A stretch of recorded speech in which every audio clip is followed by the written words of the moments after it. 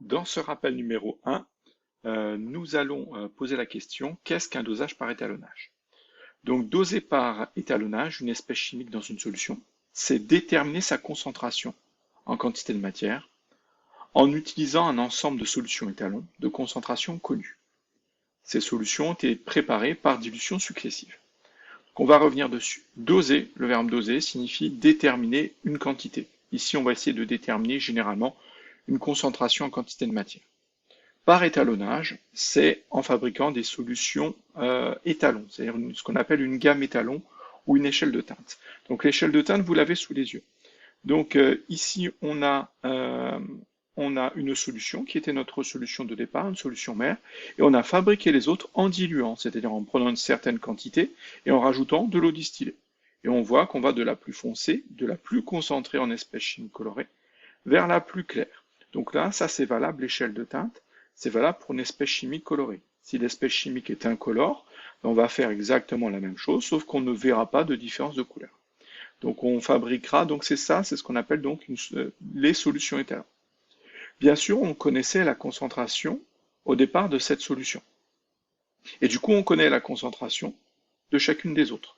Par exemple, si on fait une dilution par 10 à chaque fois, si là on a 10 puissance moins 1 mol par litre en concentration, là on aura 10 puissance moins 2, 10 puissance moins 3, 10 puissance moins 4, 10 puissance moins 5 mol par litre. Donc ça, c'est la première des choses. Ensuite, il y a à côté une solution contenant la même espèce chimique dont la concentration est inconnue.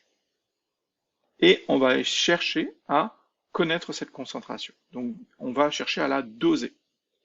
Ensuite, donc, si l'espèce chimique dosée est colorée, les solutions étalons constituent une échelle de teinte, donc c'est ce que je viens de vous dire ici, et on peut estimer la concentration en masse, ou concentration, je ne l'ai pas corrigé, ou concentration en quantité de matière, chercher par comparaison visuelle, ou mesurer leur absorbance. Donc visuellement, ça veut dire quoi? Ça veut dire que je vais placer ma solution dont la concentration est inconnue devant les autres. Donc dans un tube à essai, exactement de la même façon, et devant les autres. Et par similarité de coloration, je vais me dire, si elle a la même couleur que la solution fille numéro 1, elle aura la même concentration. Si elle a entre la coloration entre la solution fille numéro 1 et la numéro 2, dans ce cas, elle aura une concentration entre les deux. Et là, c'est vraiment une estimation. Donc ça, c'était, je dirais, bien valable pour la seconde. On va aller beaucoup plus loin. Pourquoi? Parce que vous avez vu l'année dernière la mesure de l'absorbance. L'absorbance va se mesurer pour une solution colorée et va être liée à la quantité de lumière qui est absorbée. Et donc, ça va nous permettre de faire une mesure physique et donc de construire un graphique par rapport à ça.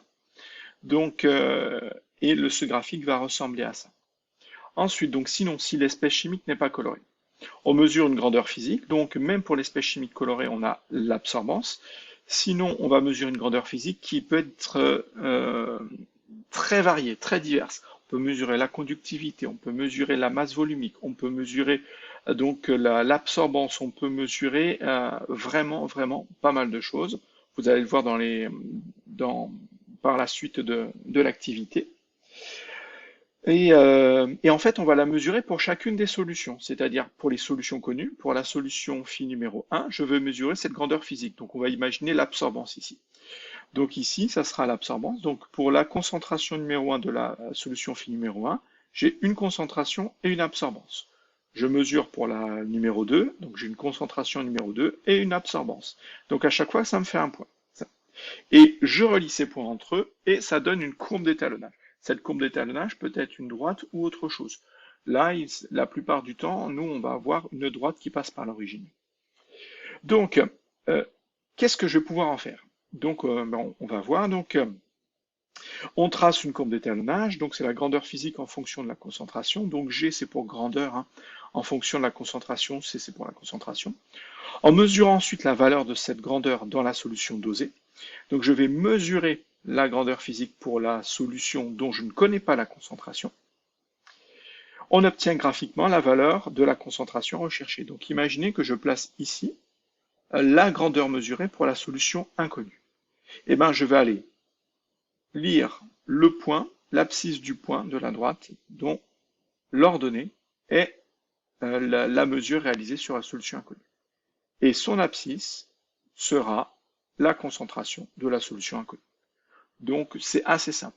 On construit donc une courbe d'étalonnage à partir de solutions dont on connaît la concentration et on mesure une grandeur physique. Ensuite, on mesure la même grandeur physique sur la solution inconnue et par lecture graphique, on peut déterminer la concentration de la solution inconnue.